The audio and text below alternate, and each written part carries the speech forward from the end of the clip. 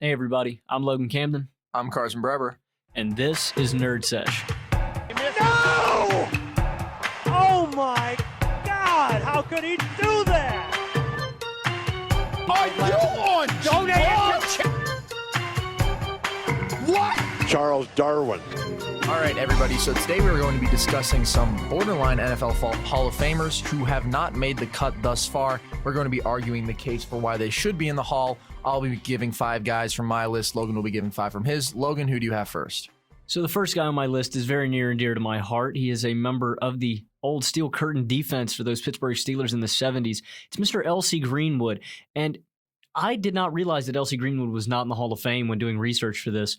He's a 6-time Pro Bowler, a 2-time All-Pro member, a 4-time Super Bowl champ, obviously. He spent 13 seasons in the league, all with the Steelers, and he had 73.5 unofficial sacks. The numbers, you look at them, and they're comparable to Mean Joe Green. And honestly, the Steelers don't win 4 Super Bowls without him. When I found out that LC wasn't in the Hall of Fame, it blew me away. Yeah, I mean, to me, the combination of individual performance and team success makes it pretty surprising that he's not in the Hall. You would think any really relevant player on a dynasty like that should probably be in the Hall.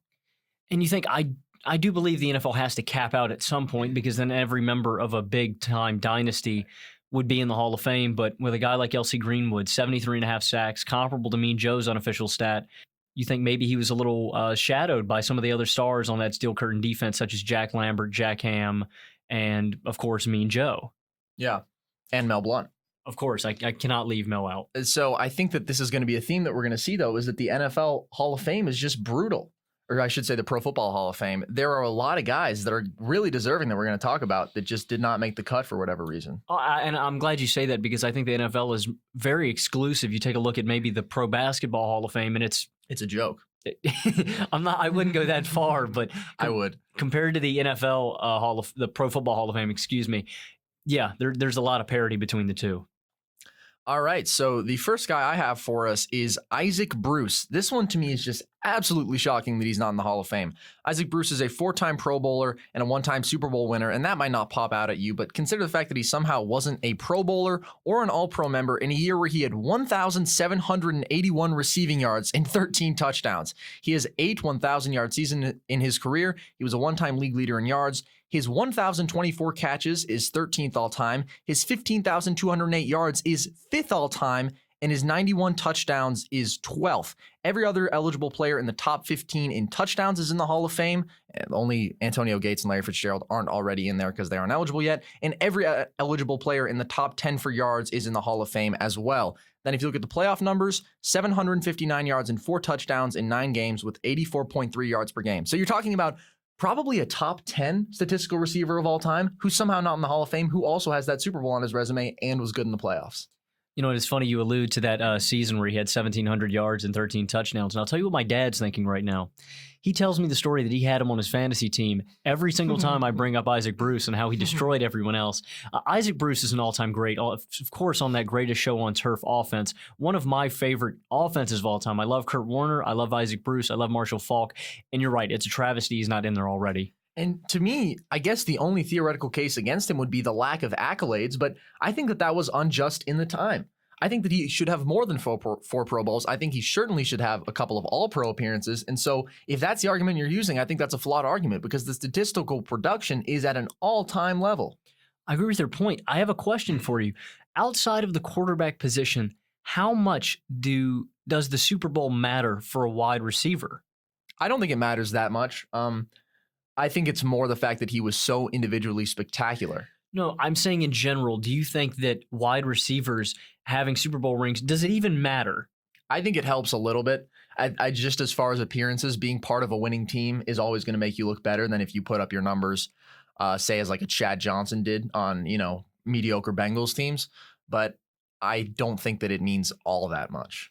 I agree with your point, but I think that Super Bowl ring does it separates Isaac Bruce into another class because he has it and he should be there over guys who don't have Super Bowl rings. Well, how does not being 5th all time in receiving yards separate him? It kind of blows my mind. My next guy is a man I watched play a lot during my childhood, and that is Mr. Zach Thomas, a old Dolphins and Cowboys middle linebacker. Of course, most of his prime was spent with Miami. For my money during his prime, he was the third best middle linebacker in the league behind Brian Urlacher and Ray Lewis. A 7-time Pro Bowler, 5-time All-Pro nods, 1,100 solo tackles, 16 forced fumbles, 17 interceptions, and 20 and a half sacks. Zach Thomas, of course, never had that team success, but was consistently one of the best tacklers in the NFL. Never much of a coverage guy, but if you needed a run stuffer and sometimes a pass rusher, Zach Thomas was your guy. Well, how is Zach Thomas not a Hall of Famer? I mean, he has the accolades with the 7 Pro Bowls and the 5 All-Pro selections. He's 5th all-time in combined tackles. He got into the backfield a decent amount. He did have 16 career interceptions and 4 pick sixes. Like, just an all-around stud. I don't understand how he's not of the caliber of a Hall of Fame guy. I completely agree. I think there are guys in the Hall of Fame who are less accomplished and have worse numbers than him. Mm-hmm. Of course, this is where we have to draw the line, right? Because you figured a guy like Isaac Bruce doesn't need that Super Bowl to get into the Hall of Fame. You'd figure. Maybe a guy like Zach Thomas does, but he's a middle linebacker at the end of the day. His numbers are good enough to get in there, as is Isaac Bruce's. And that's why I posed the question, does a Super Bowl ring make the difference? It is an interesting question because I think that these voters are probably looking for the smallest criteria that can differentiate between guys. And it might come down to stuff like that, which doesn't even make that much sense, but in their minds, they can use to justify a lot of really hard decisions. Side note, I really hated watching Zach Thomas on those old Dallas Cowboys teams when he just got old and dried up. He may have been the slowest guy on the field every down. All right, moving on to another Dallas Cowboy, we have Darren Woodson, of course, the safety for those Cowboys teams back in their heyday in the 90s. Darren Woodson has 5 Pro Bowls, 3 All-Pro selections, and 3 Super Bowl wins, along with 23 interceptions, 950 career tackles. Of course, a little bit of ASU love here. Darren Woodson was a linebacker at ASU, and it was the fact that he played as a linebacker, so he had that versatile ability. He could play the run and the pass. He was athletic. He was versatile and was just a consistently elite safety who also won big time, has the 3 All-Pro appearances, the 5 Pro Bowl selections. To me, that's a Hall of Fame resume. Again, I think we're going to run this point into the ground. Where does the team success factor in for a non-quarterback? Darren Woodson, of course, 3 Super Bowls on a very talented Cowboys defense. Does it matter? Again, is the question. His numbers don't blow me away, but 950 tackles as a safety? That's pretty nice. I think he should be in there, but again, it's not up to me. I think the 3 Super Bowls, again, the Super Bowls separate him from the pack. Mm-hmm. Yeah, I think that's a fair point. All right, my next guy is another Steeler, and I really hope he gets into the Hall of Fame this year. He is up for what's the word for? What are they? He's up for. He's a candidate. He's a candidate this year. It's Alan Faneca, and I have another Steeler on my list after Faneca. He's one of the best guards in football during his entire tenure in the NFL. Even into who did he go to? New York. He went to the Jets after the Steelers. Cardinals. I'm pretty sure. I think you're right. Yeah, he went to Arizona, I believe. The Steelers would not have won Super Bowl 40 without him. He was a rock on that offensive line blocking for Jerome Bettis, Willie Parker, and, of course, Big Ben. Big Ben needed him when he was young because Big Ben needed time in the pocket to – hell, he had a 1-to-1 touchdown-to-interception ratio with a really good offensive line. He needed him up there. Faneca, that 1 Super Bowl ring in Super Bowl 40, as well as 9 Pro Bowl nods, 6 All-Pro nods. Of course, they don't have lineman numbers other than maybe pancakes, but you have to ask, what is the committee doing if Faneca's not in there already? Alan Faneca to me seems like an obvious choice. Basically, anytime a player has 6 All-Pro selections, for 6 years they were at the cream of the crop for their position, that's a Hall of Fame resume right there. And he has the team success and the 9 Pro Bowls. Well, you think about it, and they only picked 2 guards for an All-Pro team. Yeah. Faneca, meaning he was one of the 2 best guards in football for 6 years. Yeah. Seems like a no-brainer to me, but absolutely, I'm just a guy who's on a podcast.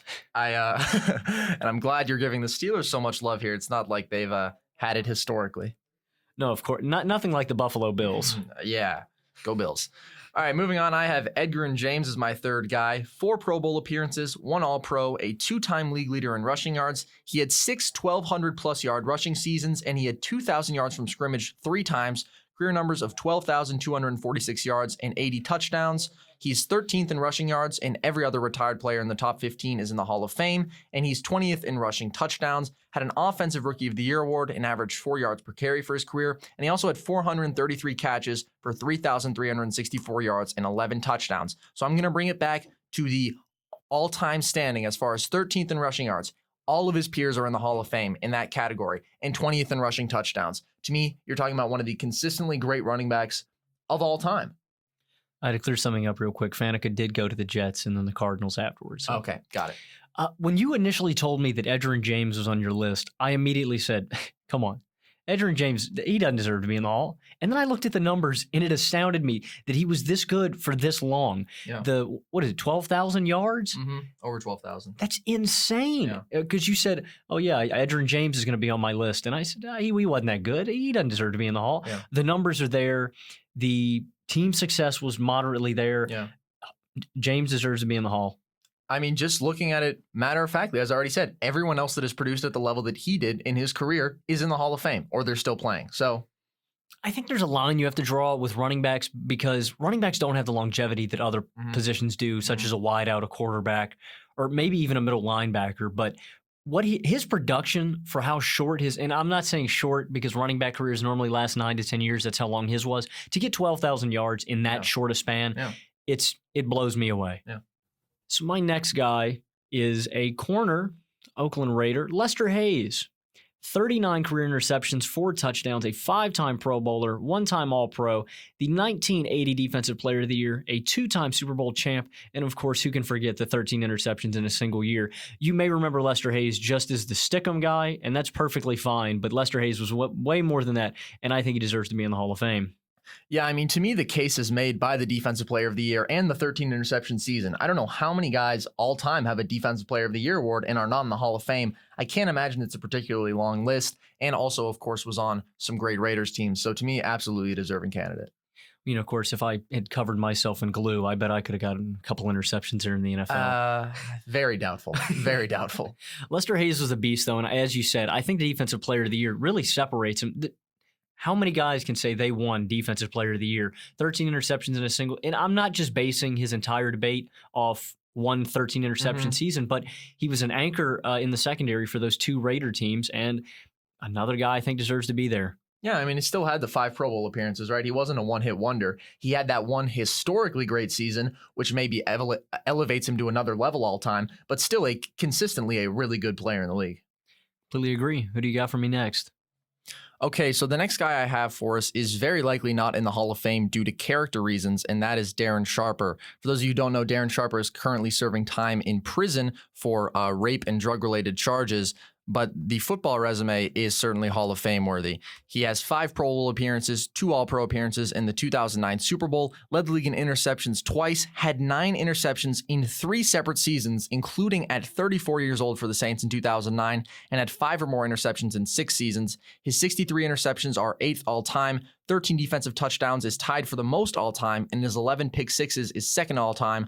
1,412 interception return yards is 3rd all-time, 942 career tackles, which is 98th, but is pretty freaking good for a free safety. He's an all-time ball hawk and a defensive playmaker as a whole, but I think that this brings us into a different category. Where does the Hall of Fame selection committee have a moral obligation to keep guys like Sharper out of the Hall of Fame? How do they factor that into the decision? Because I think the resume is there.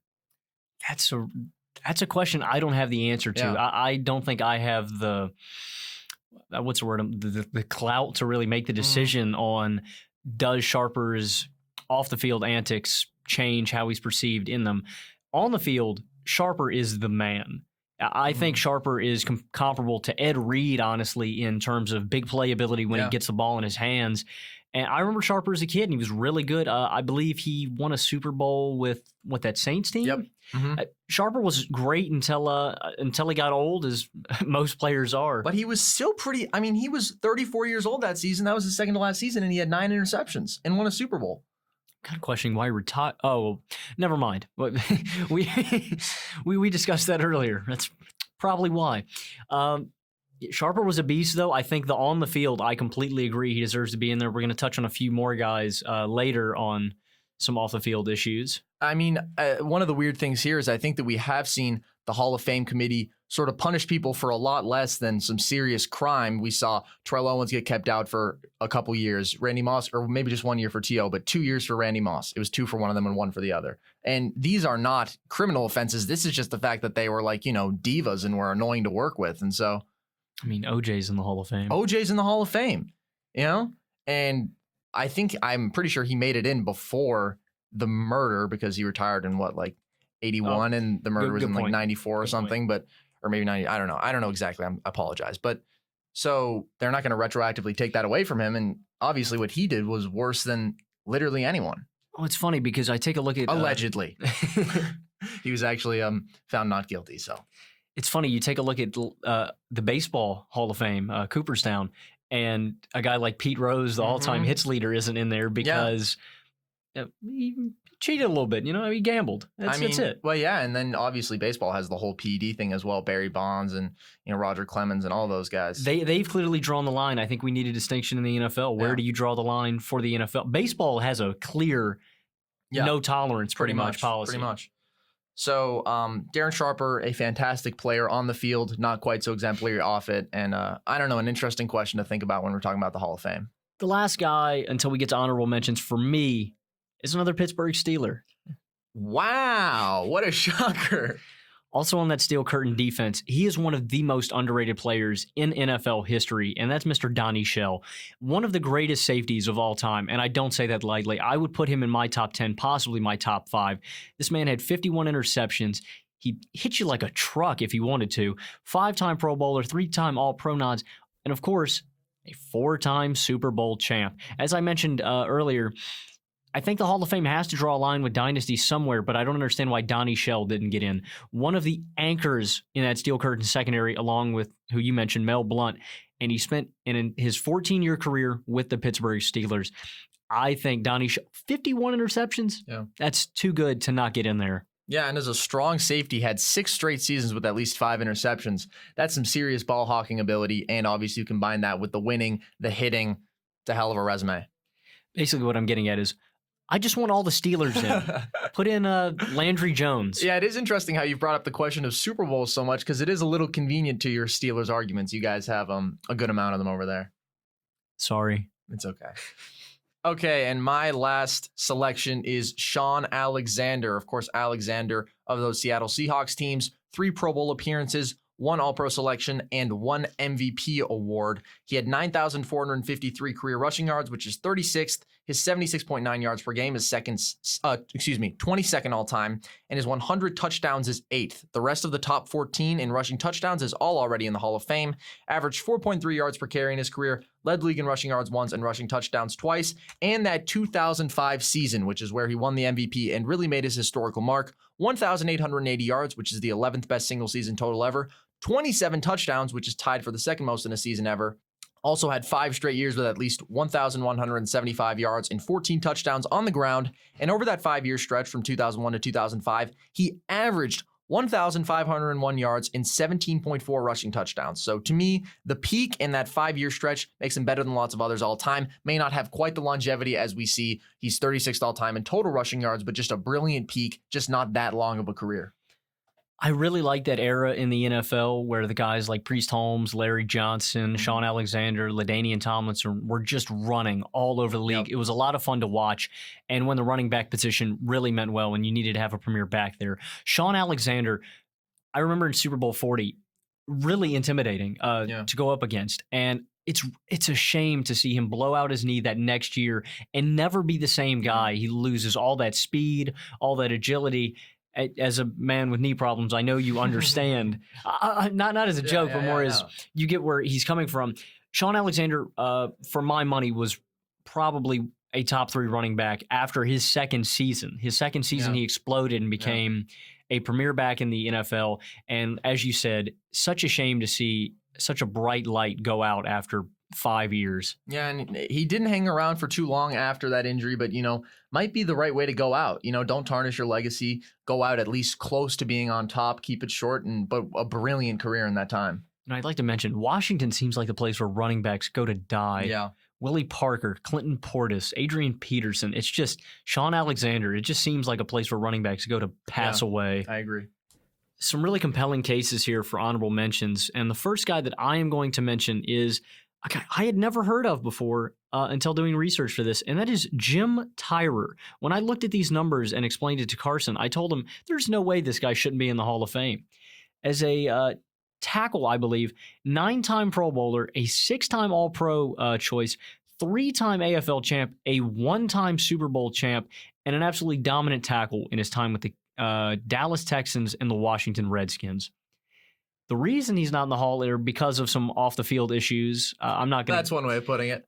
You can look them up. I'm not going to get into it here. Issues is probably putting it very lightly, but a 9-time Pro Bowl selection at tackle with the 6-time All-Pro nods, as we got into the Alan Faneca debate, the same numbers for Tyrer. And maybe it's an era bias, as olden times, it doesn't matter as much, but a 4-time champ as well. I think Tyrer deserves to be in the Hall of Fame, if not for the off-the-field antics, so to speak.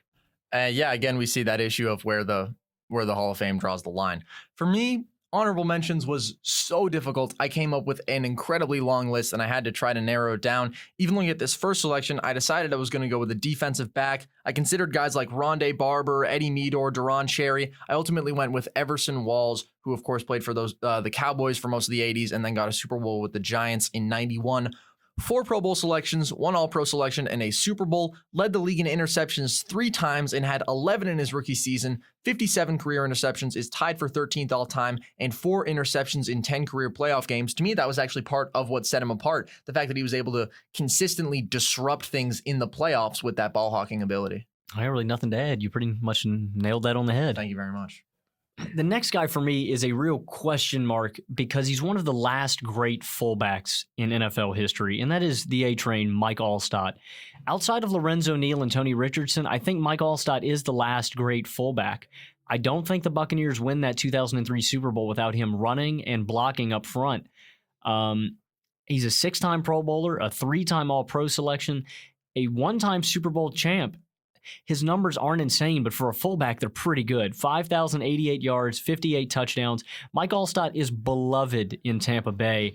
And I just think it's a question. What do the numbers have to be for a fullback to get into the Hall of Fame? Well, I think that he's got about as good of numbers from a fullback as you could expect, a modern fullback at least. Obviously, back in the day, some of the running backs were actually listed as fullbacks. But Allstott has, I think, a very good case, and it's another interesting thing to talk about because the fullback position is becoming sort of defunct in the NFL. A lot of teams, you rarely see the fullback out there anymore. And the Bills' Patrick DeMarco, I consider to be an excellent fullback.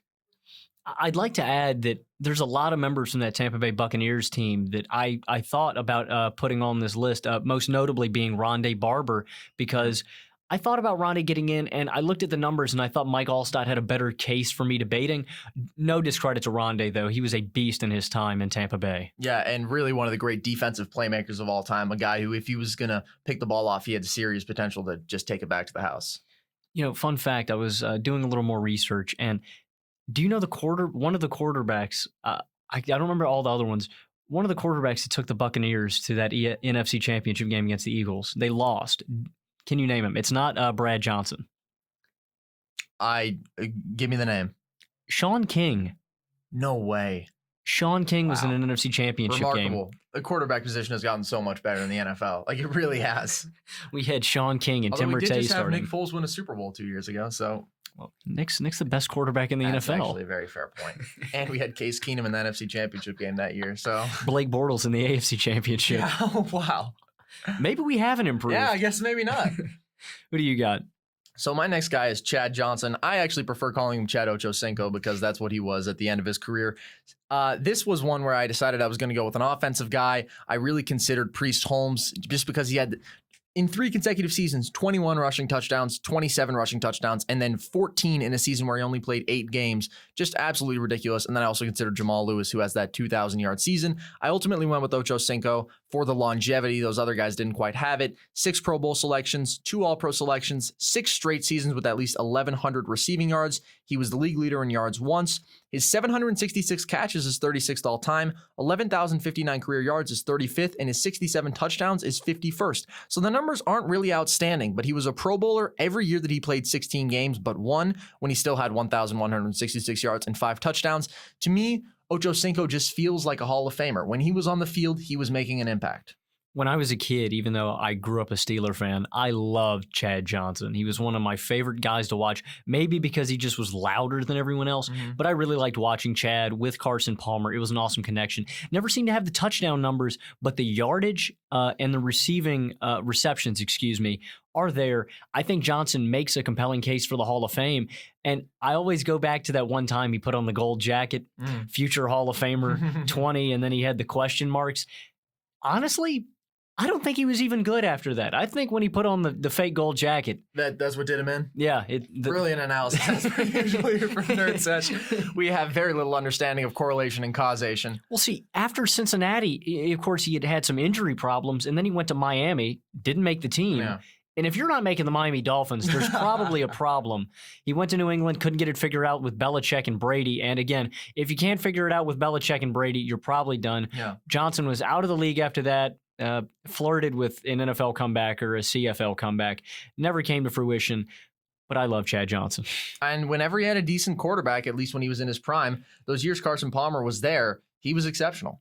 Also, if you want to be an all-pro wideout, just eat McDonald's every morning like Chad Johnson. I promise Excellent advice. One day you'll make it. Excellent advice.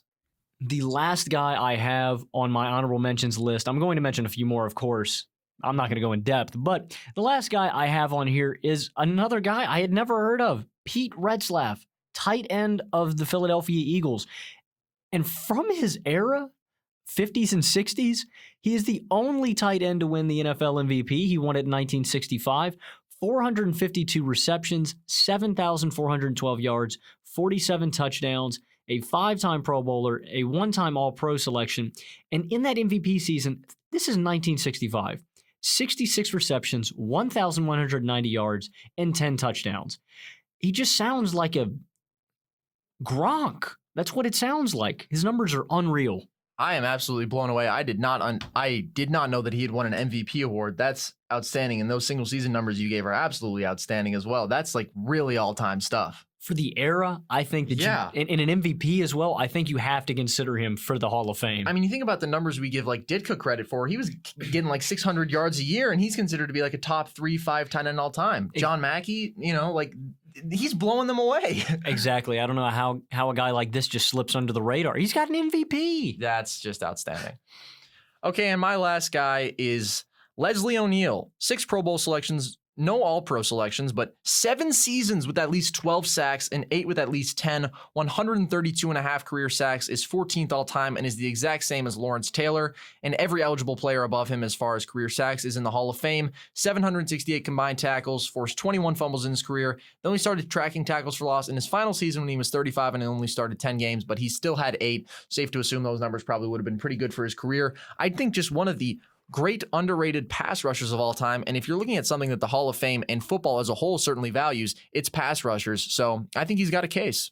The sack numbers are there, a premier pass rusher in his time.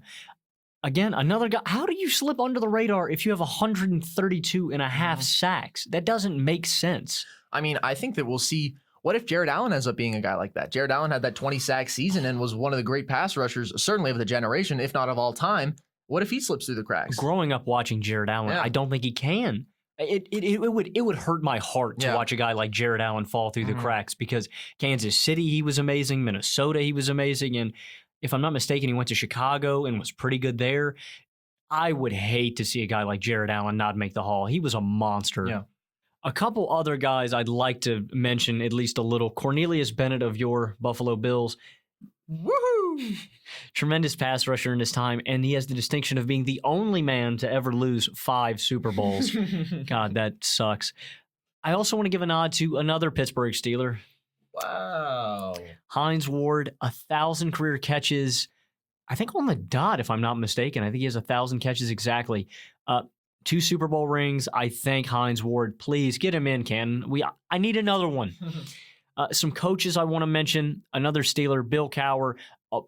Amazing coach. One of the best coaches Pittsburgh's ever had. I believe only 3 real head coaches in the modern era: Chuck Noll, Bill Cowher, and Mike Tomlin. Cowher got that Super Bowl ring in 05, and I think he deserves it. And a couple other guys, Tom Flores, I think deserves to be in the Hall of Fame. A better head coach than John Madden. I'll go to my grave saying that. As well as Dan Reeves. Reeves just always seemed to get blown out in the Super Bowl. Now we're going to bring in, who is a questionable Hall of Famer in the NFL now? So the current guy I have that I think is going to be on the borderline of the Hall of Fame, I actually think he's going to make it, is Matt Ryan. Matt Ryan has 4 Pro Bowl appearances, 1 All-Pro selection, and 1 MVP, and 1 Super Bowl loss. So I went historically, and I tried to find guys with similar resumes, and I found 3. Rich Gannon, 4 Pro Bowls, 2 All-Pro appearances, 1 MVP, 1 Super Bowl loss, not a Hall of Famer. Steve McNair, 3 Pro Bowls, 1 MVP, 1 Super Bowl loss, not a Hall of Famer. Ken Anderson, 4 Pro Bowls, 1 All-Pro, 1 MVP, 1 Super Bowl loss, not a Hall of Famer. So if you're looking at the case just from that standpoint, then it doesn't look great for Matt Ryan. However, Ryan has something that those other guys did not, and that was consistent elite statistical production. So Matt Ryan... Whoa. Hold up here. I got lambasted on the NFC version for saying Matt Ryan was consistent. Well, okay, well, if you look at the numbers, Matt Ryan actually, every other year, it's even years that he's really good and odd years that he's not as good. I guess I shouldn't have said elite. I should have said he's been better for longer than they have. He's had more individual great seasons. Are you happy now? Thank you. I am happy now. You're welcome. But I love the comparisons. All the comparisons are tremendous. I really hate seeing a guy like Steve McNair not make the Hall because Rich Gannon, come on. Rich Gannon was good for 1 year. McNair had a cannon. He was, for a lack of better term, country strong. Just had a huge arm. And Ken Anderson, I really thought about putting Ken Anderson on my list. Ken Anderson, helped invent the West Coast with Bill Walsh down there in Cincinnati. It's weird. I think Matt Ryan gets in, though. Yeah. Well, here's what sets him apart, in my opinion. He's a top 15 statistical quarterback of all time, which those other guys do not have. 65.4% completion for his career, over 47,000 yards, which is 11th all time. 297 touchdowns to just 135 interceptions. Touchdown numbers are 12th all time. And every eligible player above him in yards or touchdowns is in the Hall of Fame. 94.8 career passer rating is 11th. 102-73 record, which gives him the 14th most wins for a quarterback ever. And in the playoffs, 4-6 isn't outstanding, but he individually has been very good. 67.5% completion, 20 touchdowns to 7 interceptions. So that's what sets him apart. I think that statistically, he's a top 15 quarterback of all time, and then he has the similar awards and, of course, the Super Bowl loss. Do you think the Hall of Fame would care that his numbers are a bit inflated due to this new passing era that we're in? I mean, to an extent, you can't expect historical guys to produce quite at that same level, but as I said, everyone above him in passing yards, every eligible player above him in passing yards or touchdowns is in the Hall of Fame, and the guys that are still playing are all surefire Hall of Famers, in my opinion. So he just did it for longer than these other guys have done it. And I think that he will probably continue to produce at a high level, every other year. A nice segue into my guy. The man I chose is from the same draft class as Matt Ryan, Mr. Joe Flacco. Now, I don't think Joe Flacco gets in. I'm not a Joe Flacco guy. I never have been. I hate the Baltimore Ravens. And he was a Baltimore Raven. So I don't like Joe Flacco. But I looked at the numbers, 213 touchdowns, 136 interceptions. That's a pretty good ratio for a mediocre quarterback. But you look at other guys who are not in the Hall of Fame, and I think you can make their cases as well. Brad Johnson, I'm not saying Brad Johnson's a Hall of Famer, but he does have a similar resume to Flacco, a Super Bowl ring with a dominant defense, as well as guys like Jim McMahon, who won a Super Bowl with a dominant defense. And Jim McMahon's numbers are pretty good, touchdown to interception ratio wise and completion percentage wise. And then you look at a guy like Phil Simms, who has 2 Super Bowl rings, and I think you could make a better case for Phil Simms than you could Joe Flacco. Yeah, I mean, to me, Flacco is a career average, maybe even slightly below average in the latter stretch of his career quarterback who was made by an all-time Super Bowl run. He had that 11 touchdowns, 0 interception, 2012 run when they won the Super Bowl. And that is, to me, the only basis for any case for Joe Flacco. To me, I don't think he makes it just because there are so many great players in NFL history, many of whom we've talked about today, who have not made the cut. It's a really high barrier of entry, and Flacco had one outstanding stretch. He will forever be in the history books because of it, but I don't think it's enough to make a Hall of Fame case. Well, you do have to say that one playoff run was pretty nice. That was amazing. That was historical. If you don't have anything else, I think we're about all wrapped up here. Come on, Logan, bring us home. I'm Logan Camden. I'm Carson Breber. And this has been Nerd Sesh. Please remember to give us a follow on Twitter @nerd_sesh and on Instagram @nerdsesh.